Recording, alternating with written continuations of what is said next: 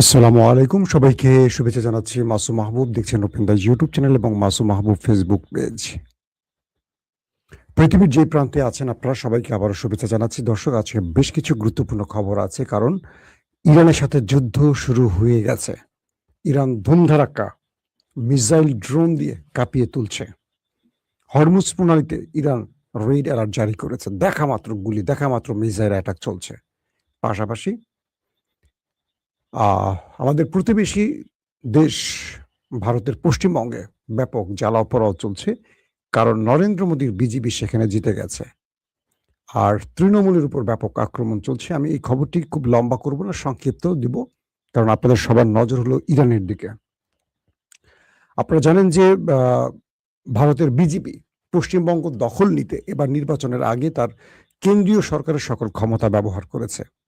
এবং প্রাদেশিক সরকার বা অঙ্গরাজ্যের সরকারের যে আসলে দুর্বল হয় এটা প্রমাণ করেছে নরেন্দ্র মোদী। কারণ তিনি তার কেন্দ্রীয় সরকারের পুলিশ, নিরাপত্তা বাহিনী, নির্বাচন কমিশন সবগুলোকে ব্যবহার করে সর্বোচ্চ লেভেলের কারচুপি করে মমতা, আমাদের তৃণমূলের মমতা দিদিকে হারিয়েছে। তার কয়েকটা উল্লেখযোগ্য অংশ আমি আপনাদের বলি। ৯০ লক্ষ ভোটারকে এবার ভোট দিতে দেয়নি, যারা সবাই তৃণমূলের ছিল।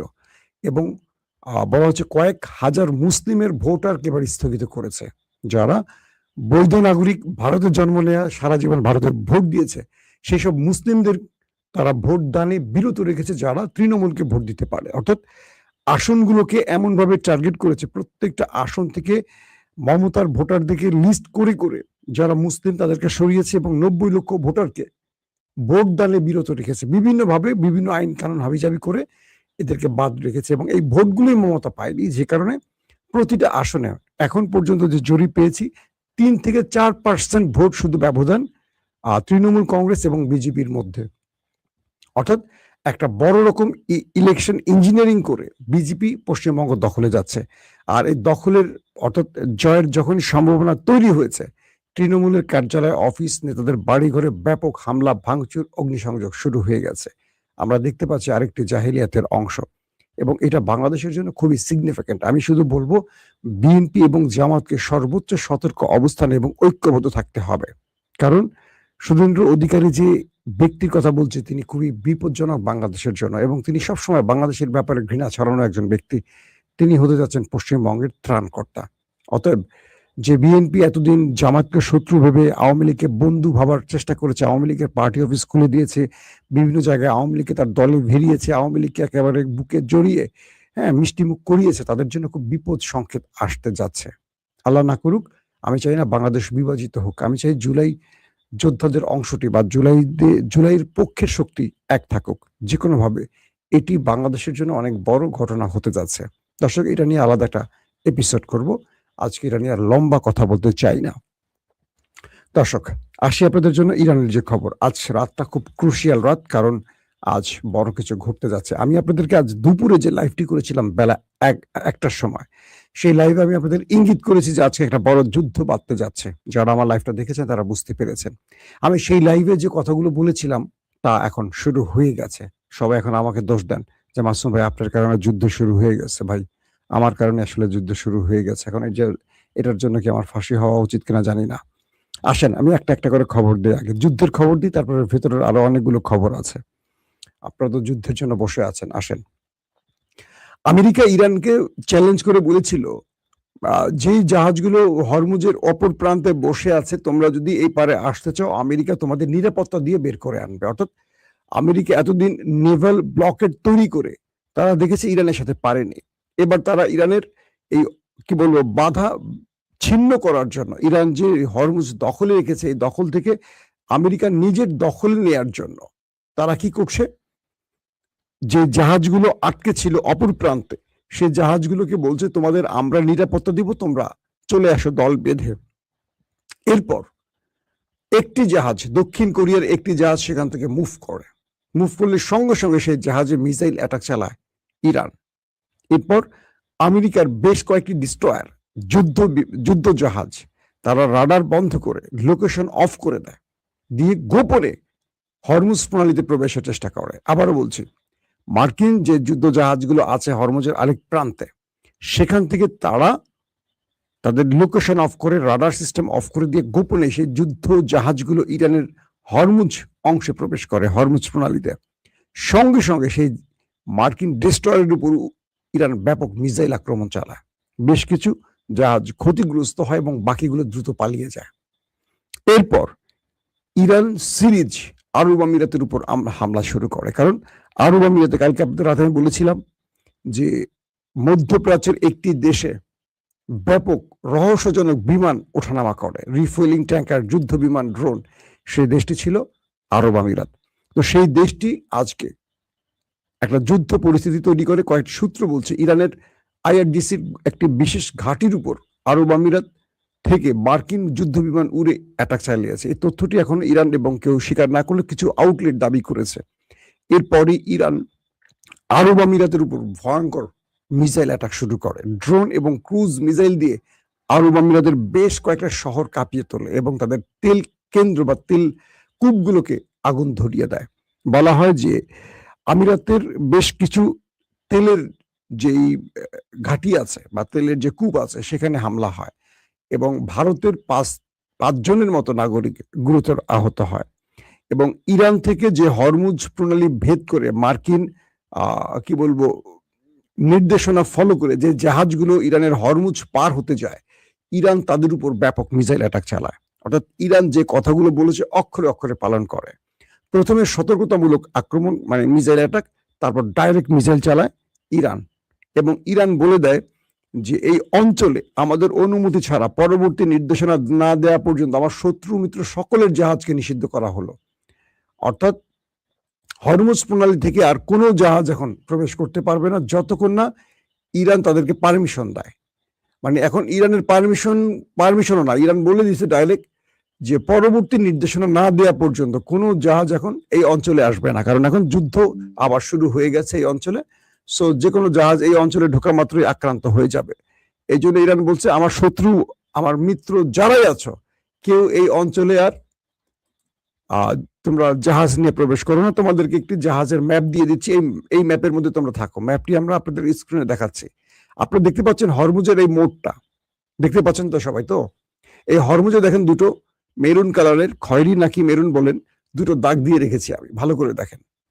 এই দুটো দাগের মধ্যে ইরান আসা নিষিদ্ধ করে দিয়েছে। এই অঞ্চলটা এখন ইরানের আওতা বা ইরান তার নিজের কন্ট্রোলে নিয়ে নিয়েছে। একটা হলো ওমানের অংশ, একটা হলো ইরানের অংশ।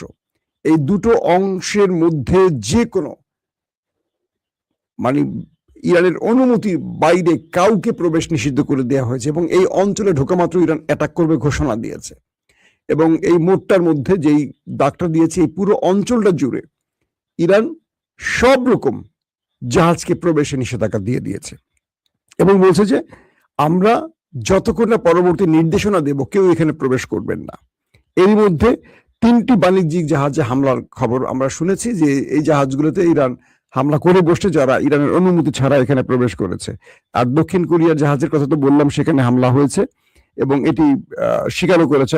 পাশাপাশি আরব আমিরাত তার এয়ার ডিফেন্স অ্যাক্টিভ করেছে এবং মুহুর্মুহু ইরানের মিসাইল অ্যাটাকের পর কিছু মিসাইল তারা ইন্টারসেপ্ট করতে পেরেছে এবং বাকিগুলো ভয়ঙ্কর ভাবে ইরানের কি বলে আরব আমিরাতের মতো অ্যাটাক করছে। আরব আমিরাতের ফুজাইল যে বন্দরটি আছে সেই বন্দরে দাউ দাউ করে আগুন জ্বলতে দেখা গেছে।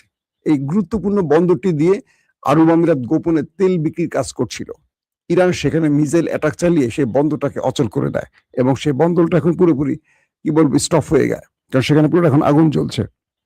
এরপর এখন যে লাইভটি করছি তখন পর্যন্ত আমি কয়েকটি মাধ্যমে দেখলাম যে থেমে থেমে আরব আমিরাতে মিসাইল অ্যালার্ম বাজছে, অর্থাৎ একটু পরে মিসাইল গুলো হিট করবে। যখন ইরান থেকে মিসাইল গুলো ছোড়া হয় আরব আমিরাতের উদ্দেশ্যে, তখন এই সংকেতের উপর ডিপেন্ড করেই দ্রুত অ্যালার্ম বাজে। অ্যালার্ম বাজলে মানুষ সর্বোচ্চ সতর্ক পজিশনে চলে যায় এবং অ্যালার্মের কিছুক্ষণের মধ্যেই, কয়েক মিনিটের মধ্যে সেখানে আক্রমণের ঘটনা ঘটে। তো আরব আমিরাতে এখন পর্যন্ত আমরা যেটা পাচ্ছি যে সিরিজ আপনার কি বলবো যে অ্যালার্ম বাজছে, তার মানে ইরান এখন অ্যাটাক চালিয়ে যাচ্ছে। এবং এই যুদ্ধে ইরান ক্রুজ মিসাইল, ড্রোন এবং ব্যালিস্টিক মিসাইল ব্যবহার করেছে। বলা হচ্ছে যে ইরান 3 ধাপে তার ক্রুজ, ড্রোন এবং ব্যালিস্টিক মিসাইল ব্যবহার করেছে। পাশাপাশি ইরানের জরুরি পরিস্থিতি তৈরি হয়ে গেছে, যে কারণে সুপ্রিম কাউন্সিল, যারা এই যুদ্ধের সর্বোচ্চ নির্দেশদাতা বা যুদ্ধের কি বলবো নেপথ্যের ব্যক্তি, তারা একটা জরুরি বৈঠকে বসেছেন এবং সেই বৈঠক ইতিমধ্যে শেষ হয়েছে। এই বৈঠকের পর থেকে একটা বড় নির্দেশনা আসবে। পাশাপাশি তারা বলে দিয়েছে হরমুজ প্রণালী সবার জন্য ক্লোজ, এখান থেকে আর কোনো কিছু ঢুকবে না, বের হবে না। এখন আমেরিকা এই যুদ্ধে তারা কি করবে শেষ পর্যন্ত, কারণ আমেরিকা খেলাটা নেপথ্যে খেলতে চেয়েছিল আরব আমিরাতকে দিয়ে, আর আরব আমিরাত এই ফ্রন্ট লাইনে এসে ইরানের হাতে ব্যাপক মাইর খেয়েছে গত আজকে বিকেল থেকে যে আমরা আপডেটগুলো পেয়েছি সেখানে। এবং মার্কিন যে ডেস্ট্রয়ার, এগুলো ব্যাপক ক্ষতিগ্রস্ত হয়েছে ইরানের মিসাইল আক্রমণে, কিন্তু আমেরিকা এখন পর্যন্ত ইরানে পাল্টা অ্যাটাক করেনি। তারা মার খেয়ে দ্রুত চোখ ঢেকে পালিয়ে গেছে এই অঞ্চল থেকে, কারণ তারা বুঝতে পারছে তাদের জন্য ভয়াবহ বিপর্যয় আসতে পারে। এখন পর্যন্ত আমেরিকা ইরানে কোনো পাল্টা প্রতিরোধ করেনি, তবে আরব আমিরাত তারা ইরানে কিছু অ্যাটাক করার চেষ্টা করছে, ইরান সেগুলোকে ইন্টারসেপ্ট করেছে, খবর আসছে। এবং আরো বলা হয়েছে যে আরব আমিরাতের বেশ কিছু নাগরিকরা, যারা মানুষ বসবাস করে, সাধারণ মানুষ, সেই অঞ্চলেও মিসাইল অ্যাটাক চালিয়েছে ইরান। ধারণা করা হচ্ছে এই অঞ্চলগুলোতে আমেরিকানদের অবস্থান বা আমেরিকানদের বসবাস আছে। দর্শক আসেন এবার আরো কিছু গুরুত্বপূর্ণ খবর আছে। ইরান তার নতুন নকশা, যেটা আমি আপনাদের দেখালাম, এই যে স্ক্রিন এখন দেখতে পাচ্ছেন, যে এই নকশাটা ইরান নতুন করে ঘোষণা করেছে। বলছে এই পুরো অঞ্চল এখন ইরানের দখলে থাকবে, এখানে কারো অনুমতি চলবে না, এখানে আমেরিকার আব্বা আসলেও চলবে না, এটা পুরোপুরি ইরানের দখলে থাকবে। এবং এই নতুন নকশায় পৃথিবীর যে কোনো জাহাজকে মেনে চলতে হবে যতদিন ইরান চাইবে। আপনারা নকশার বিষয়টি জেনে গেছেন। এবং রাইসুল খাইমা এরিয়া থেকে দুবাই এরিয়ায় সবাইকে সরে যেতে বলছে ইরান। অর্থাৎ হরমুজ প্রণালীর একটি অঞ্চলের নাম হলো রাইসুল খাইমা।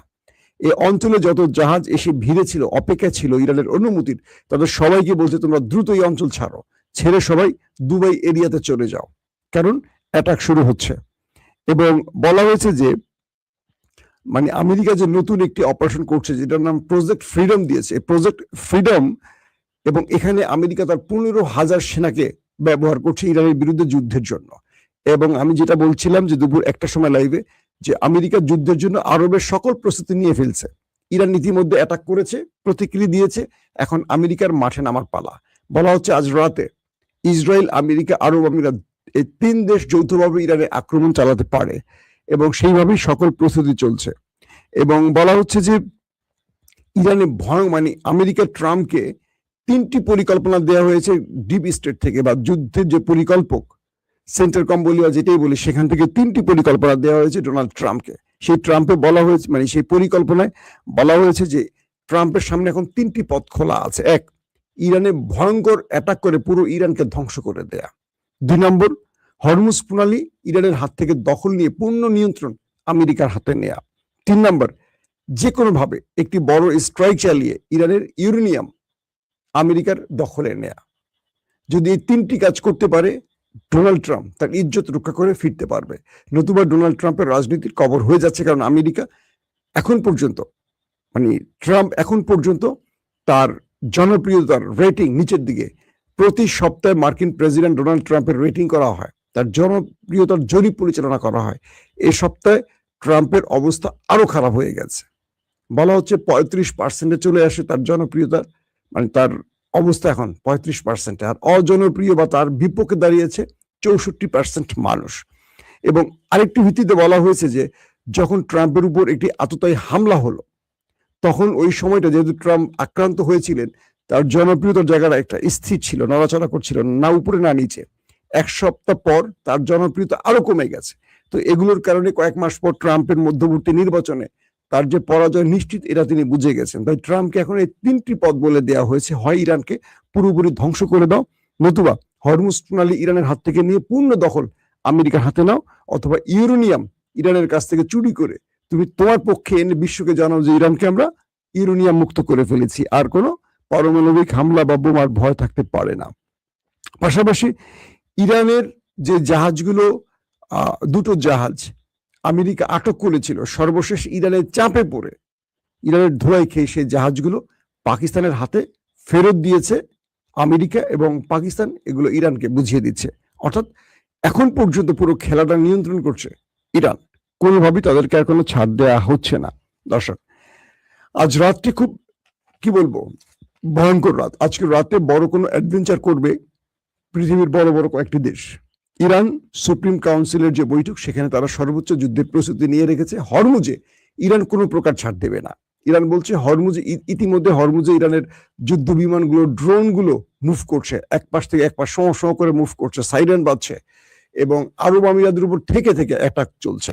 আরব আমিরাতের উপর ইরানের ব্যাপক রাগ আছে। এবার যদি যুদ্ধটা শুরু হয়, যারা বাংলাদেশের আছেন আরব আমিরাত দ্রুত ছাড়তে বলবো। ইরান আরব আমিরাতকে এবার মোটামুটি ছাপা করে ফেলবে।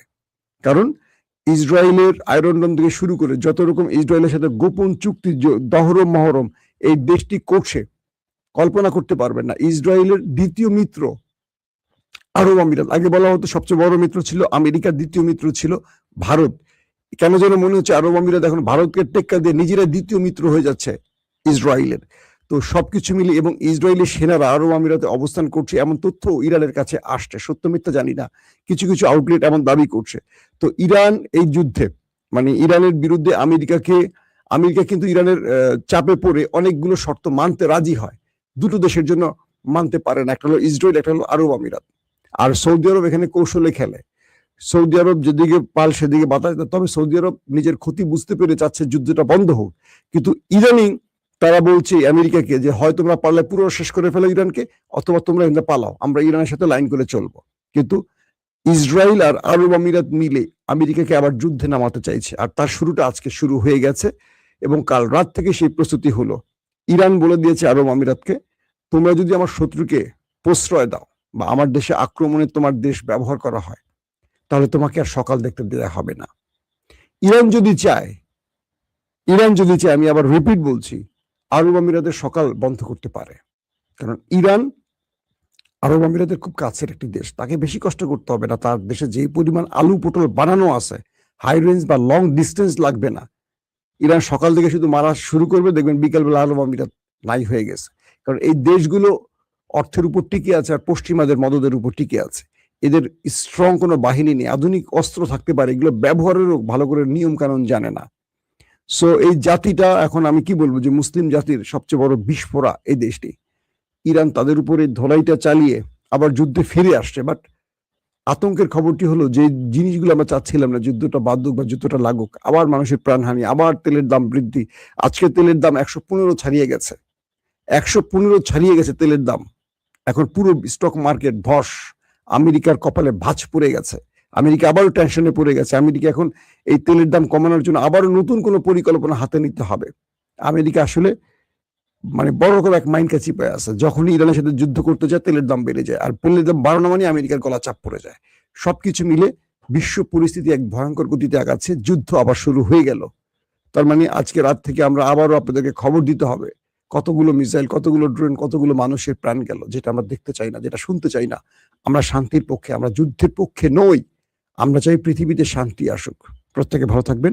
আল্লাহ হাফিজ।